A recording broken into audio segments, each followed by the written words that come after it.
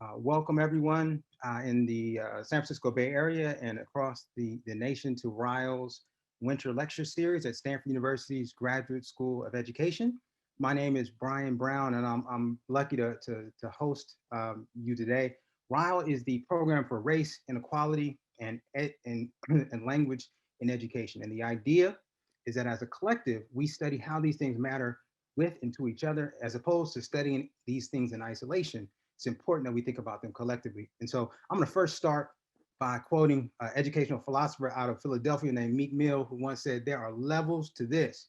And I want to let you know today we're going to level up by hearing from an incredible scholar, Dr. Goldie Muhammad out of Georgia State University. So let me start by saying one of the things I most appreciate about the work that you're going to hear today is it really reflects the spirit of the Sankofa. And that's the idea that we really can't know where we're headed without having a deep and entrenched look at our history. And one of the things that Dr. Muhammad does that is so powerful is start to look backwards to ask the questions of where do we get these assumptions from that guide our modern education? And as we move forward, what should we do? I'm excited today to introduce to you one of our graduate students who's going to do the introduction Dr. Muhammad truly deserves. I'm going to introduce Darian Wallace, who is an incredible scholar from Inglewood, California. He's a graduate from the University of California, Berkeley, who is now studying and getting his PhD in the sociology of education with a specific focus on the impact of segregation and gentrification in urban contexts. Now, Darian is special. He is one of our first Knight Hennessy Fellows. He represents the best in what's possible in education. And so I'm going to ask Darian to come forward and introduce our speaker today. Well, Dr. Brown, thank you for that introduction. And greetings and salutations, everyone. My name is Darian Wallace. I'm a first-year doctoral student in the Ryle program. Before I begin, I wanted to elevate two housekeeping items. First, I wanted to take note that we will not have live captioning today during the talk, but our subsequent recording will. And second, I strongly encourage you all as participants to engage with us using the Ryle 2021 hashtag on Twitter. Today, I have the distinct honor of introducing Dr. Goldie Muhammad.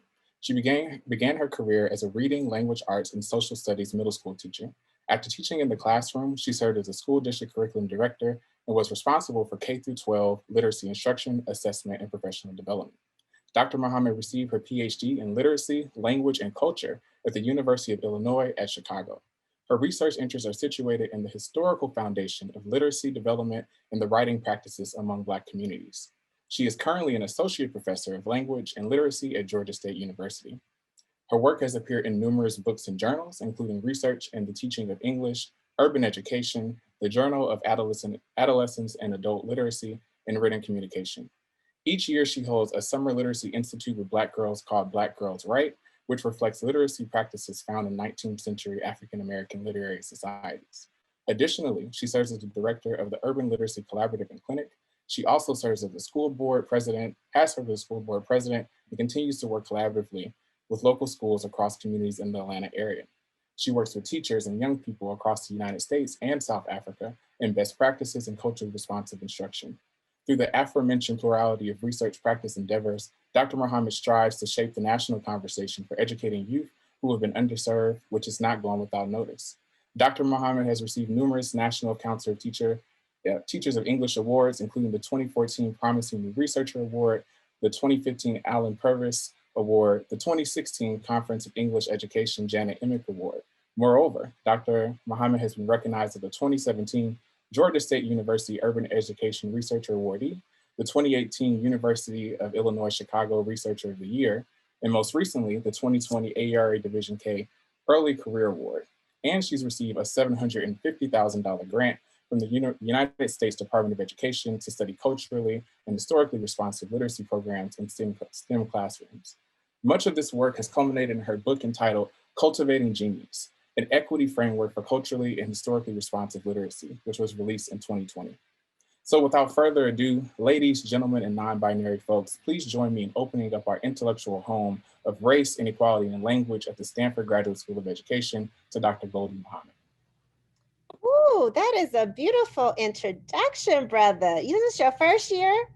Being a doctoral student, you got this down. Thank you for the introduction. Thank you to Dr. Brown for the invitation. I'm so grateful to be with you all today. I'm going to share my screen. And as I'm doing so, I think once you all stop sharing your screen, I think I can share mine. I also want to say hello and give a shout out to my brother Antero, professor who is at Stanford, Garcia, Dr. Garcia. I learned so much from you and your scholarship and your joy. I learned from your joy, brother. So I want to say thank you for being here too. All right, so I am going to talk about learning from Black abolitionists in this pursuit of genius and joy, not just for K 12, but for higher education as well. And I'm going to talk a little bit and give a snapshot of my book, Cultivating Genius, which takes and looks at Black historical excellence as the blueprint, as the roadmap, as the future direction for U.S. education, which is what we need. We need a new blueprint, we need a new direction. I want to share with you first this excerpt that comes from the Colored American newspaper. As we know, this was one of the first Black newspapers of our country, and it was published from 1837 to 1842. And it was written, it is essential to our highest interest, it is due to our self respect, to the justice of our cause, and to our brethren in chains, to seize upon every facility afforded us for mental and moral improvement. We must appreciate the work of mind and cultivate a taste for literary pursuits. Societies for mental improvement should be formed in every town to partake in an intellectual feast that is guided by both imagination and reason to scan the earth and to find the force that holds the planets together, the writer says. Such societies of our time will form a nucleus around us, which will be centered to the hopes of our people. Now, this is a very beautiful and powerful proclamation that really introduced the world to what we know today as Black literary societies. The very first thing that caught my attention as a historical researcher was that they said that literary societies, these learning institutions, these learning spaces that were grounded in literacy development, literacy, they said, will be the nucleus. That's a very powerful word because it's like the center for the hope of a better tomorrow, for the hope of our future. And that is so incredible to me. I would read language like this from our history and I would just pause and rest on the language. It was so beautiful. And I said, well, I need to learn more about the hope of our people, the nucleus that will form the hope of our people. And I started studying these Black literary societies, which started in 1828 by young Black men, adolescent men, and adult men. They started in cities like New York and Philadelphia and Boston, and they were book clubs, but they had intentions and practices of studying mathematics, science, language, and history. And they had membership from 10 to over 100, but they weren't just like book clubs like we know it with Oprah and other folks, but they were abolitionists. They are book clubs. They read and wrote and enjoyed literature and they debated. But they also had these very intentional pursuits for building a better humanity for all. So they had strategy connected to their intellectualism, to their reading and writing and thinking. And it became the hopes of our people, the Black people, and of everyone within the United States. And these Black literary societies were plentiful. They spread so quickly. Black women started spaces of our own. And then some spaces invited everyone. We would see them pop up in Boston and Philadelphia and Pittsburgh and New York and Washington, D.C. and Baltimore. And these calls for these literary societies, they said you need to have one, as was said in the opening excerpt, in every town. But what really struck me from that excerpt is this idea of partaking in an intellectual feast. Now, that was a beautiful language too, right? To partake in an intellectual feast. When I think about my own K-12 experiences growing up and the type of classes I see today, I ask myself, are we cultivating intellectual feasts for our students? Because a feast is one where you feel full and nourished and complete. And to connect this idea of a feast, of food, of nourishments to intellectualism and to reading and writing and thinking and education is a beautiful thing. I said, this is the group of people I want to learn from to build a better education for tomorrow, for today. And then they said something quite interesting. They said that our pursuits must be guided by two things: imagination and reason. These are two things that we don't see together in our US schools. Usually it's a dichotomy. You either have imagination or you have reason. It's not something that comes together. In fact, we have more imagination in early childhood and grades, and something happens where the joy and whimsicalness in secondary grades begin to disappear. But they said, what happens when we combine imagination for a better educational system with reason and data and science and all these things? What happens? And so that becomes my central question as I begin this talk. What happens when we are guided by the imagination and reason from our abolitionist ancestors? The first thing that happens is that we will have advanced theories and courses in teacher education. See, in my own teacher preparation, I learned from scholars like Vygotsky and John Dewey and Piaget and Maslow. And while they have some contributions to education, I had no knowledge or historical record of them working successfully with the group of students who we struggle to get it right with the most, Black children. I didn't know if they were successful at educating children who had come up from enslavement. I did not learn from Black theorists and scholars who have been teachers and principals and caregivers who built their own schools. Folks like Anna Julia Cooper, who gave us intersectionality, Mary McLeod Bethune, and Carter G. Woodson, which should be read in every teacher ed program. I did not read it in mine. I didn't learn from Elizabeth Flood, who opened up her doors in the 1800s to Asian Americans, indigenous folks, Black folks, white folks. These folks were for the education of all. But there's been an erasure. But when we're guided by our Black ancestors who were abolitionist thinking in their imagination and their reasoning, we find that we learn from a different set of theorists. What else happens? We'll have better sets of learning standards for our children. Now, those who know me, I study learning standards for a living and I rewrite them because they are deeply flawed and incomplete and unresponsive to Black histories, identities, and liberation. If we are guided by our ancestors of the past, I guarantee you we will have advanced learning standards in education.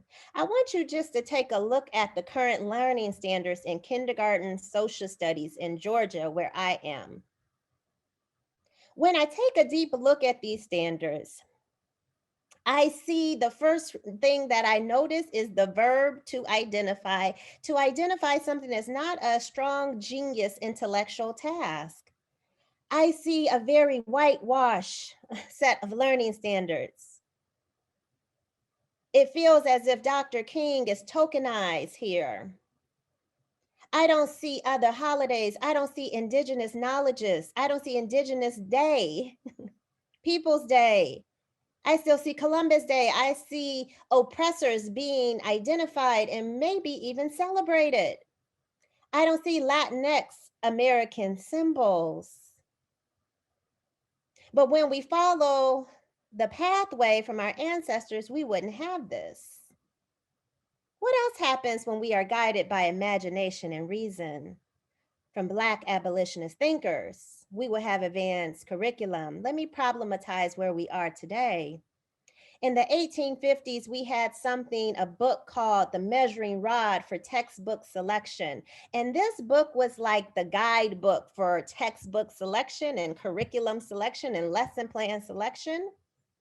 And in the foreword, Miss Rutherford wrote that if the textbook shows the Black person as happily enslaved, select that book. That's a good curriculum, she said.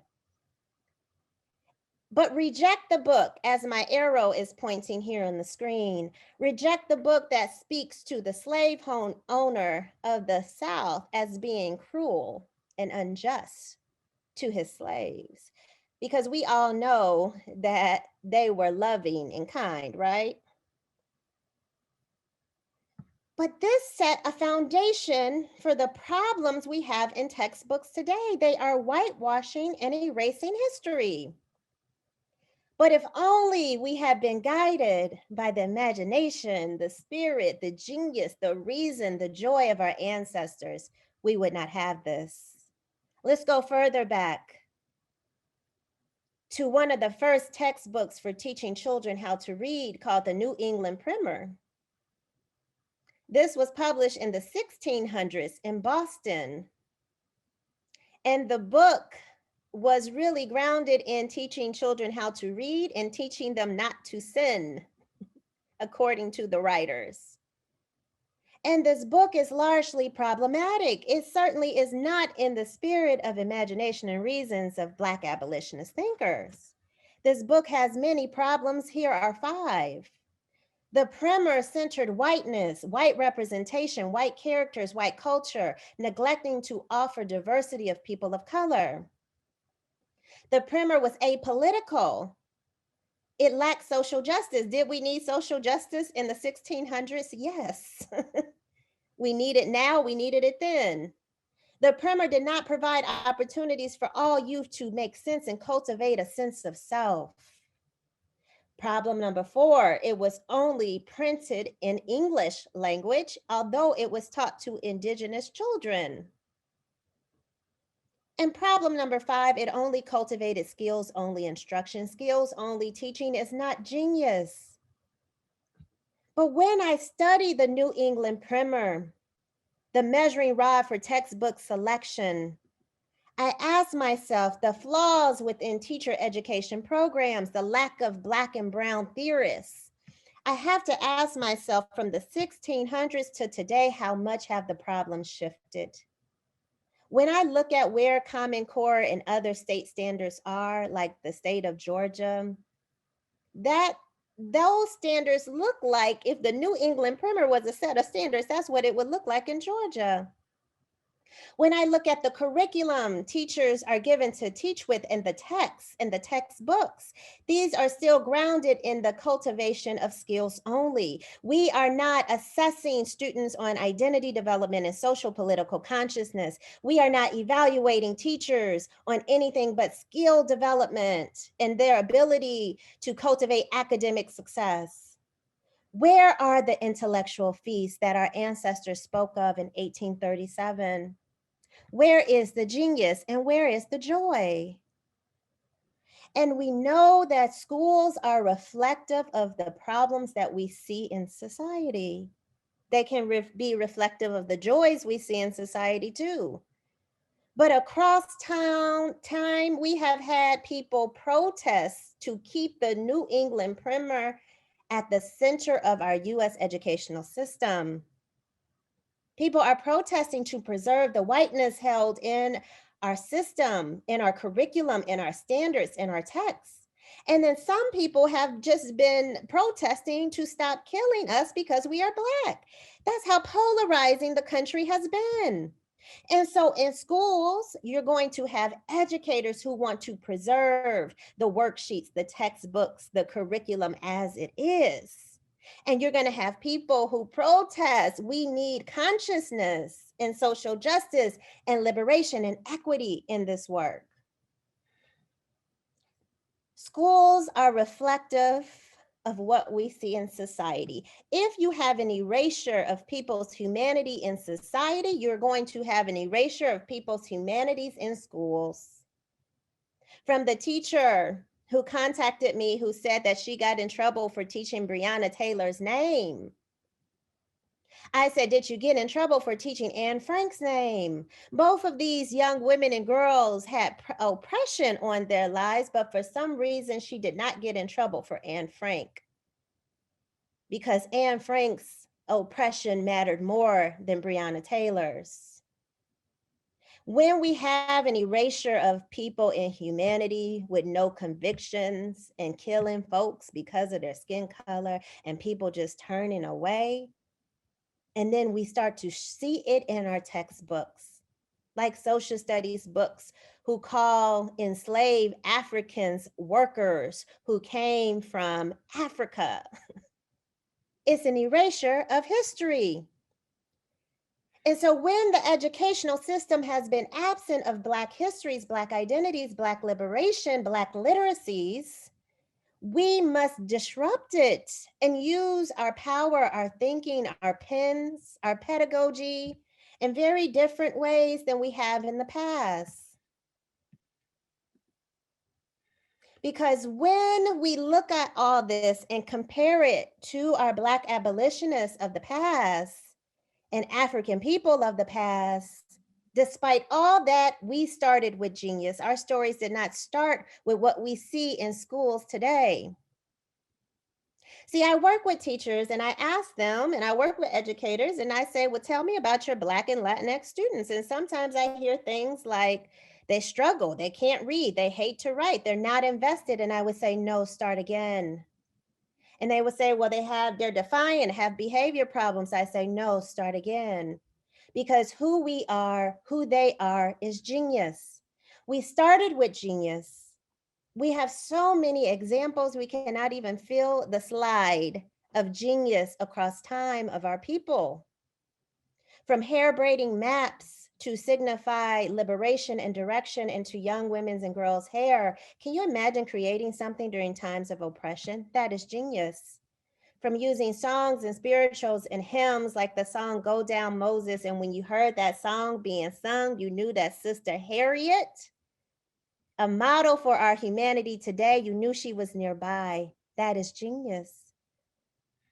From freedom schools of Mississippi and creating spaces where our genius and our joy could be celebrated and honored and validated and taught, that is genius. And if we go beyond the United States to Timbuktu and West Africa and Mali, where they made more money off of the sale of books than anything else historically, and they cultivated their libraries and held onto them like they were precious gems. That is genius. We even documented our genius historically. We wrote about stimulating and fostering the genius of our race and cultivating our intellectual faculties. We even wrote an 1863 book entitled The Black Man and His Genius. So we always knew the genius was within us. And so how did we get to a space of people starting our stories off with anything but genius? How did we get to a space of the curriculum, the learning standards, the teacher evaluation looking the way they do today? And we also started with joy, because we also wrote in the 1830s that by reading you can visit countries. By reading, you may view elegance. You may not be able to travel in a plane at this time, but through literature and education and books, you would discover all that you need in this world. Our ancestors told us that by reading, you can view elegance, sculpture, painting. You can ascend. And to ascend is a beautiful thing, you all. I don't want us to lose sight of that word ascension. It means to take you higher to a place that you have not been, higher than the place of where you are today. That's what it means to ascend. They said by reading, you can enkindle the most sublime emotions that can animate your soul. That is joy. And to capture that joy in the midst of harshness and oppression and turmoil is something to pay attention to. This is the group of people I told myself I want to learn from. because we are not going to start the stories off in anything else but genius starting today, starting this moment. We're not going to call students at risk. As my sister Bettina Love reminds us, what are they at risk for? Racism, poor instruction. We're not calling them by their tiers and all this foolish language. This is a tier 2, tier 3 kid. Nope. We don't call teachers a tier 3 teacher. Calling them non-readers. They can't read. They can read us up and down. They can read their environments. They can read. I have never met an unmotivating child. I have met unmotivating curriculum, and we don't have struggling students. We have struggling systems and instruction. When we have excellent standards, assessments, and curriculum and teacher evaluation, I'll see how the students perform then. But right now, we cannot start their stories off with this so-called achievement data. Our students are genius, and they require genius teachers, because genius requires a cultivation. It's already in them. They just needed watered.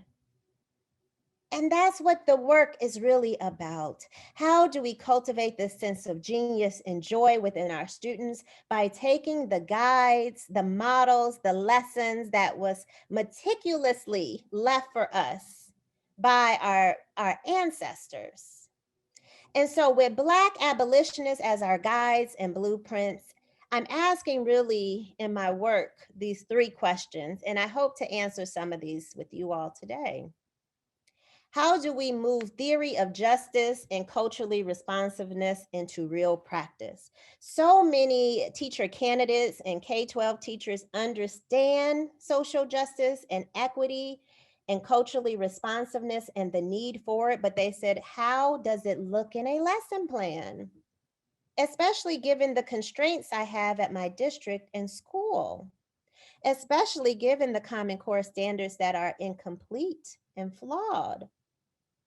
The next question is, how do we do liberatory work within the structures that exist today? It's almost like if it was a house, right? The house of our US educational system was built by Ms. Rutherford, and the textbook measuring rod for textbook selection and the New England primer, and it has perpetuated and continued and repurposed itself.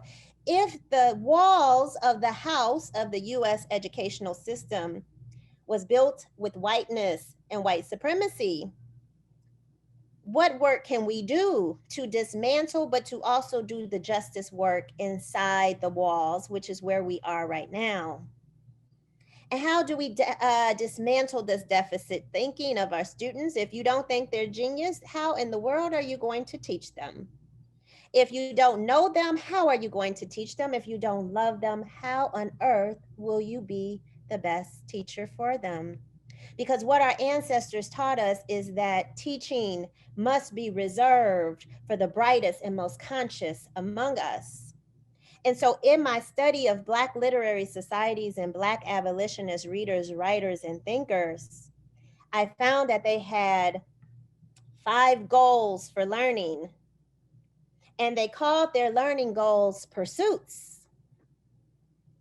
And you saw that when I read the opening excerpt. They did not call their learning goals standards. See, a standard has a ceiling. A standard is trapped in smallness. It's a stopping point. I am learning the standard to pass a test, to graduate. However, a pursuit, on the other hand, indicates I am learning this for my life. There's no stopping point. A pursuit is ever evolving. And so they had 5 pursuits for their education. They said every time we came together to read, write, and think, we wanted to cultivate a sense of identity.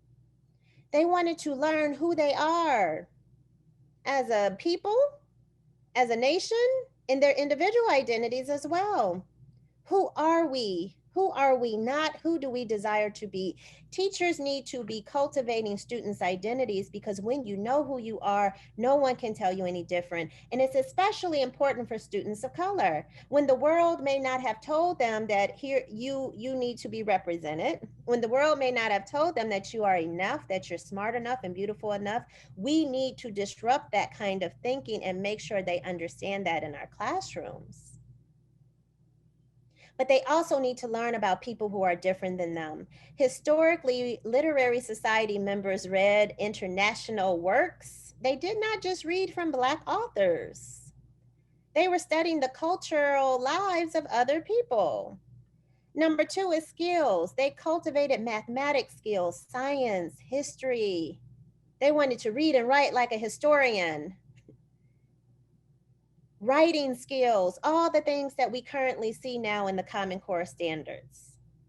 The third pursuit they had was intellectualism. They wanted to become smarter intellectually so that they can stand in the room and debate with anybody. That's what we should be teaching in our classrooms. New knowledge put into action, application. Citing textual evidence is not intellectualism, it is a skill. The fourth goal they had was criticality. As they were reading and writing and thinking, they wanted to understand oppression, anti-racism, power, equity. They wanted to be conscious, critical consumers and producers of information. They did not want to be passive. They questioned everything. This is how we relate this to critical theory.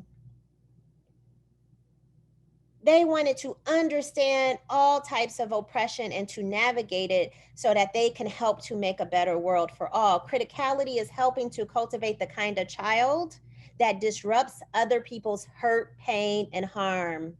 As long as oppression continues to exist in our country and world, we need spaces in our classrooms that nurture and cultivate criticality. And the fifth pursuit is joy. You know, this is why I fell in love. All of these readers and writers and thinkers of the past, I noticed that they did not sacrifice their love for each other, for themselves, and their joy.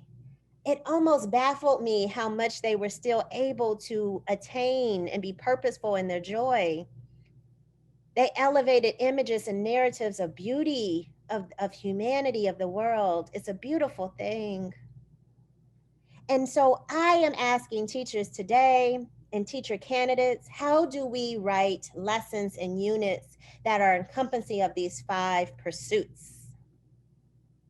And so let me show you what this looks like. Now, if we look at the Common Core standards, ELA literacy, the very first standard is to follow agreed upon rules for discussions. Now, one thing you should know about me, that the things I might complain or have problems with, I study and rewrite. Now, if I'm looking at this standard, I would think that teachers might take this standard. If you are a teacher that believes that is your way or the highway, you can teach this standard in oppressive ways. These are my classroom rules. You must agree upon them. But a culturally and historically responsive teacher is going to connect it to these 5 pursuits. Identity. Students will think deeply and define justice and what justice means to them. How do you have agreed upon rules for discussions and not talk about justice? Intellect. What's the importance of community justice and rules for discussion? Criticality. What happens when some rules don't serve all? Anytime a woman can be shot in her sleep for being Black, the rules are not serving all. Sometimes people get hurt and harmed or their feelings hurt. What happens when we don't follow community rules? Joy.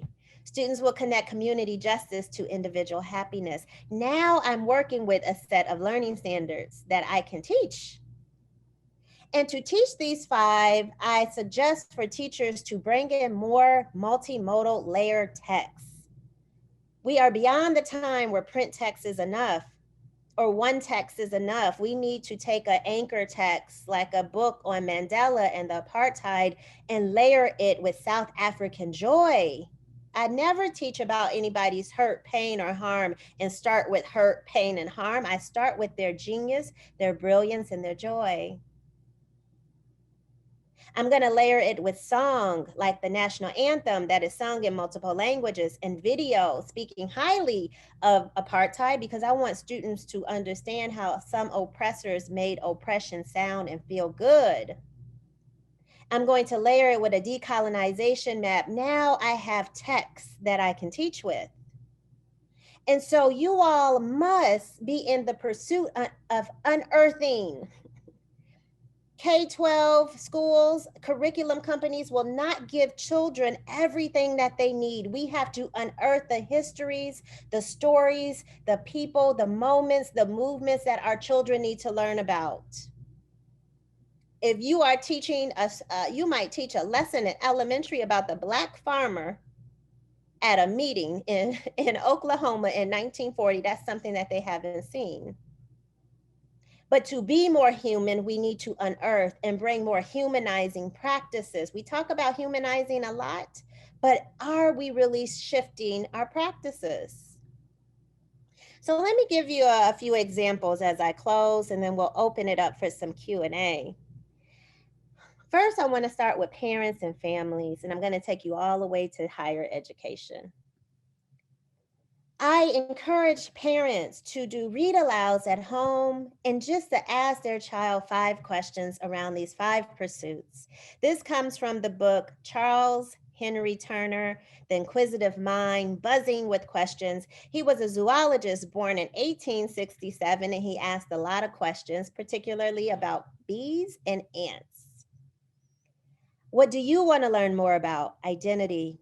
Write out 5 questions you have about the world. That's a skill. Who is Charles Henry Turner for intellect? Criticality deals with representation. Why do we need to learn about Black male scientists and zoologists? And joy. What gives you happiness when you learn about it? Another book that parents can read is Because You Matter. Identity. How do you matter? What does it mean to matter? Skills. What is matter when it comes to metaphorically mattering and scientifically matter? Criticality. What do you do when somebody feels like you don't matter? Enjoy. What are the best things you love about yourself, and why do those things make you smile?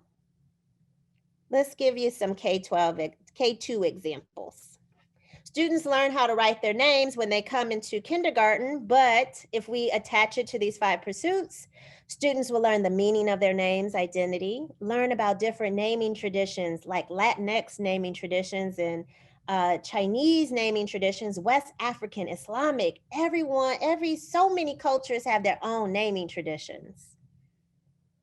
Why are some names treated unfairly in society? We want to make sure students don't see someone else and treat them unfairly. Describe the special names your family have for joy or memories and stories connected to our names. Now, this one was a stretch. A school district gave me this lesson and I had to give it a little bit of a makeover. This was teaching students how to add and subtract by teaching about a double-decker bus. Intellect, this is kindergarten. Students will learn what is a double-decker bus, where might they see one? Identity, what are the modes of transportation that you have experienced, dear child? How can a double-decker bus transport more people and save and help the environment for criticality? Joy, they got to virtually move their seats to the place they wanted to sit on the double-decker bus, because for kindergarten students, that's very joyful. And there's a family and home connection to make sure parents are our partners. As a family, talk about the transportation we see as a community. Let's move to grades 3 through 5. This is a lesson on hiking and trails in 5th grade quantitative reasoning by looking at fractions and trail maps, where students get to discover how much they love to be outdoors with nature for identity. For criticality, why is it important to see people of color in outdoor spaces?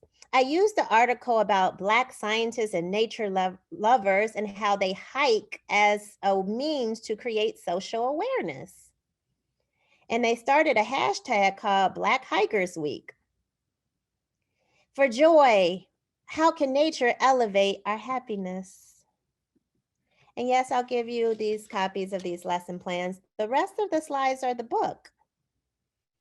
This comes from a history of a special plant, corn, where grades 3 through 5, they're learning about the cultivation of corn by indigenous farmers. They learn about the metaphor of plant and self-growth. They even hear a Stevie Wonder song. Y'all know I love me some Stevie.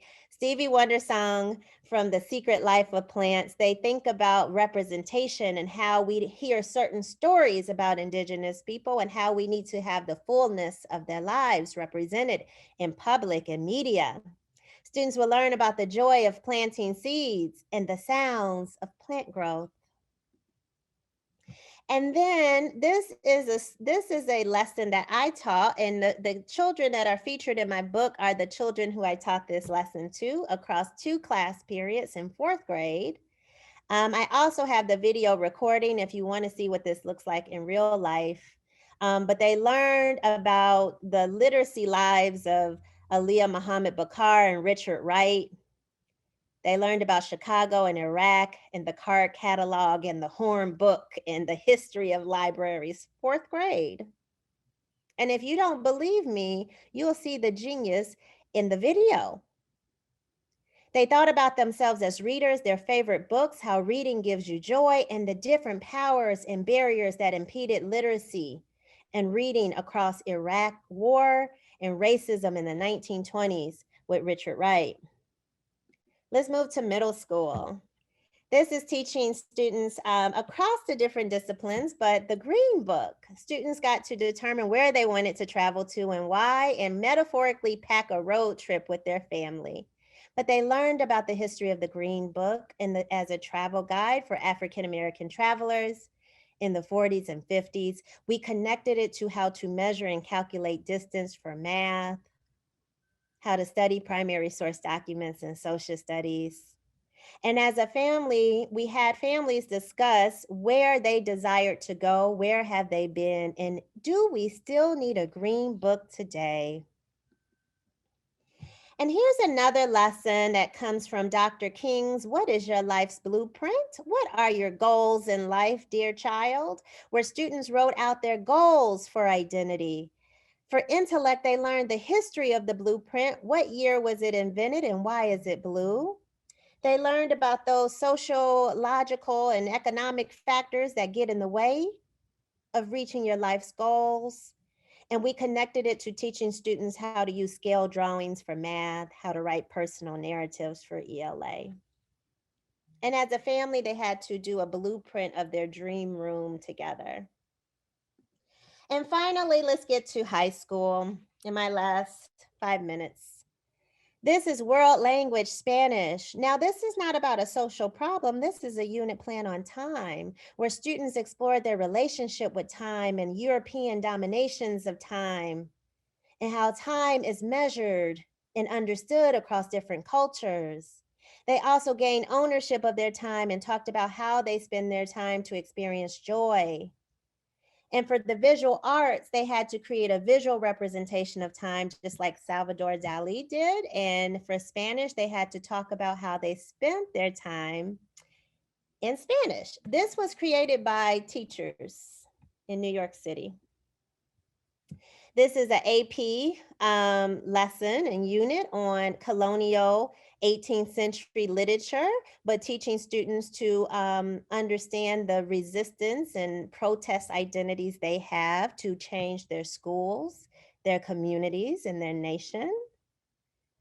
A computer science lesson on, and I'm showing these different examples, you all, because it can be everywhere. Learning how to create algorithms to calculate the cost of credit by learning the history and disparities of credit scores and when in their own financial future lives would they need a credit score. And then for high school science, this is a 9th grade environmental science lesson on water quality and environmental justice by studying the crisis in Flint, Michigan of clean and healthy water and how water is useful and significant to our lives.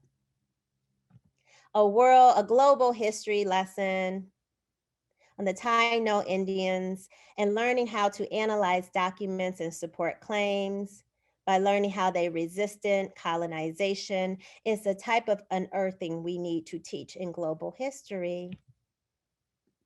And finally, one more math example, because we need more math, culturally and historically responsive examples. This is a high school lesson on dimensional analysis, where students analyze the different demographics of their community in Washington Heights, New York, where they learned how to calculate rate of change. They learned gentrification. They looked at data sets and examined those factors that will help someone move into a community and to leave. But they also studied their community and the amenities and joy-giving things that they love about their identities. They have a lot of Dominican populations here. And so for family and home connection, they had to interview a family member for their migration histories. So as I close, you all, I'm a practical scholar. I teach youth. I write curriculum on a regular. And so I'm constantly trying to understand the practicality of it and what it looks like in action, because our theories must have the power of doing. So I want to leave you with 11 questions to ask yourself as you are moving toward refining and writing lessons. Ask yourself, why out of all the things am I teaching this? How does it connect to those 5 pursuits? Am I energized about it? Because energy is transferable. How will I change as a result? How would I make it impossible for students to fail? And how will I spread and amplify joy? And I have been so grateful to teach a course on culturally and historically responsive education through the model and the work in the book, Cultivating Genius. And I just want to show you who students are reading and their assignments. Assignments are, we are analyzing mission statements and rewriting them. We are rewriting the Common Core in my class. We are creating community and school-based programs and initiatives and curriculum. We're researching scholars of color. We're writing out our own racial identity essays, our purpose of education.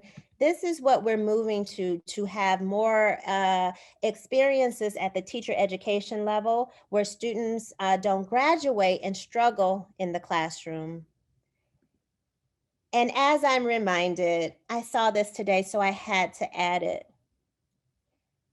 As you focus on clearing your generational trauma, do not forget your generational strengths.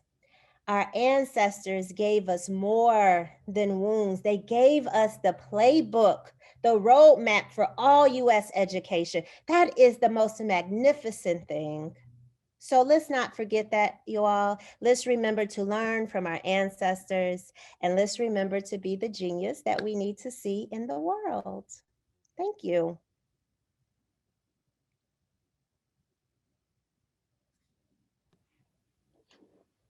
Well, Dr. Muhammad, thank you so much for that talk. It was very rich, and I know that I feel full. And according to the question and answer, I'm pretty sure that all the people in the panel feel full as well. And so there are a few questions that I wanted to get to. Hopefully, we can answer maybe 2 to 3. And the first question is, as a school leader, how do you address teachers that are obviously biased? Do you have resources to address explicit and implicit bias in the classroom? Um, so I'm going to rephrase that question. Uh, do I have resources to help adult teachers who are creating hurt, harm, and pain for children? So bias is an interesting thing. It can live internally, right? But it's very rare that it stays just internally. It comes out in your language, in your looks, and in your teaching practices. And so if a teacher is creating hurt, pain, or harm implicitly or explicitly, why we have to ask a different question. Why is that teacher still in front of other people's children? You do whatever you want to with your own child, but when you have the responsibilities of someone else's child, you must disrupt, and you must change that, and make sure just not anybody gets to be in front of our babies. So I would go to the principals. It's funny. I talked to the state superintendent today of Michigan, and we had some differing opinions about teacher evaluations. I said we need new teacher evaluations so we can hold teachers accountable. And if they are still creating hurt, pain, and harm, they have to go, or they have to get better. That is the only choice. And so we are not here to sell humanity to people to try to convince you that justice is a good thing. Just like my mother doesn't convince me that drinking water is good for my body. It's just true. It is a good thing. And you need to do it if you want to be healthy in front of our children. And so this is where we have to be in leadership positions, and leaders have to do better, not only in their interview questions to make sure they're getting this kind of teacher, but their evaluation of teachers, their observations of teachers, and holding them accountable. And there are superintendents and principals who are doing this work. Well, thank you for that response. There's another question here that says that Dr. Bettina Love once shared that for those of us in our 40s and older, it is our job to dismantle the systems that are in place so that the next generation can rebuild. How do generational roles come into play with the work that you share with us today? Is cultivating genius and joy the work of the young? That's a great question. I always tell people you must know who you are, regardless of your age and your generation and you must know who you are. I had something very special in me as a young teacher when I was 21, 22. I would go to a PD session, and I would come back from that PD session and write up my own PD and hand out flyers for after school for teachers to come and hear it as if I was an expert. And so some people could say, as a first year teacher, you shouldn't be doing that. But see, there was something inside of me that said, this is who I am. I don't have a choice. This is my gift, right? And so we know that abolitionist efforts were not just adults, it was children, elementary children and up. Um, I would just answer that question that it is all of our problems and all of our responsibility. It's not just the problems of adults or Black folks, it's everybody's problems. Everybody should have a stake in humanizing. And in saying that, know who you are. What is your purpose? What is your mission? And what are your gifts? Because there's a responsibility. Our ancestors would tell us that we have, once you get those gifts, there's a responsibility to help the community. And that's what I would say to folks who are wondering what they should do. Thank you for that. And so there's another question here that says, thank you so much for the vitality of this important work. It's easy for me to see how to infuse these ideals and approaches into English or history classes. How would you say that we can work these ideals into math and science classes? All those math and science examples I gave, that's how. People play like the game with me where they give me a topic. And I don't come from math and science in my own teaching. I come from ELA and social studies. But when I tell you, when I create a space for math and science teachers, they show up and they show out. See, when you create a space for genius, genius will arrive. So I remember a group of teachers, we write curriculum every week. And so I invite people to join me if they're interested in this. But, even with the periodic table, they studied elements and compounds, but studied like the accessibility and who has control over like elements like gold in parts of Africa for criticality. For identity, they studied the elements and the items that have those elements within them and how they are connected to their own lives, right? So it's there. It's in science because science is life. Mathematics is life. And so I would use, and I can share more math and science examples. I have a whole folder of lesson plans. But I would start with those examples. It depends on your grade level and the examples that I shared with you for math and science. People So are there's doing it. It's really, it's fascinating. and so there's another question here. How can we work individually and collectively to update policies for mass adopted textbook checklists in states, educational departments to make sure the detrimental texts that are driven for profits and to create more money can instead be used for culturally responsive teaching? Yeah, like James Baldwin said, we have to be willing to go for broke in our education system. What are you willing to sacrifice? Are you willing to sacrifice time, money, energy? That's one question we have to ask. You know, schools spend millions and hundreds and thousands of dollars on textbooks that are they're not aligned, not responsive. They are not excellent. It's almost like it's almost like the New England Primer, some of these textbooks I study. And so you have to say, okay, if you're at the school level, get on the textbook adoption committees and push back. Save that money and have teachers write their own curriculum or hire consultants to write your curriculum for you. We have to hold textbook companies accountable for writing excellence. We have been allowing them to give us whatever they want. And a lot of those writers are not people of color. They don't even come from diverse backgrounds. And so how are they going to teach our diverse kids? They're going to write the blueprint for teaching us, and they are not a part of us. That's the problem. Some of them have never even been excellent teachers. So get on textbook selection committees. You can go to school board meetings and say this. Go to legislators, state level legislation, state boards of education. Every time I am on a Zoom with a legislator, or like today, the state superintendent, that's the first thing I say.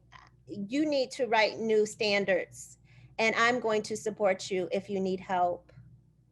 We can write new standards, because if we don't write new standards, see, textbook companies are going to follow those standards.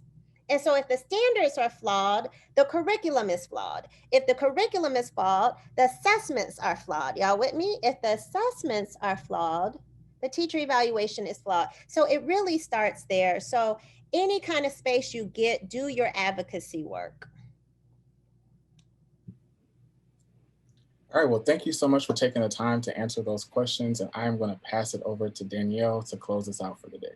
Yes, I really hate to interrupt this. I was like, I was going to say twittering, tweeting super fiercely, trying to keep up with all of the gems that you were dropping. Thank you to Darian. Thank you to Dr. Brown. Thank you to Terrence. And thank you so much, Dr. Muhammad, for coming and gracing us with all of your knowledge. I have said over and over again, both in the chat and on Twitter, please go see her book. It has been dropped in the chat, and it is the title of our talk today. We really were very excited that you decided to join us. And so we wanted to say thank you. Thank you.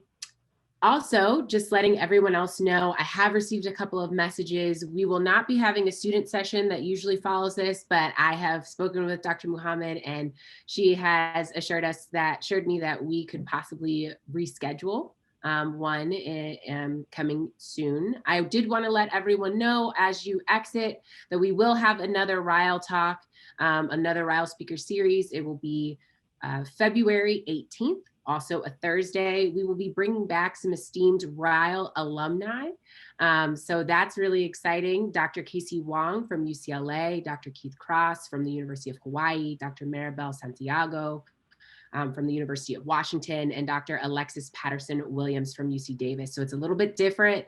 We're going to be bringing back some, like we said, Stanford RILE alumni who are doing big things out in academia and bringing them together as a panel.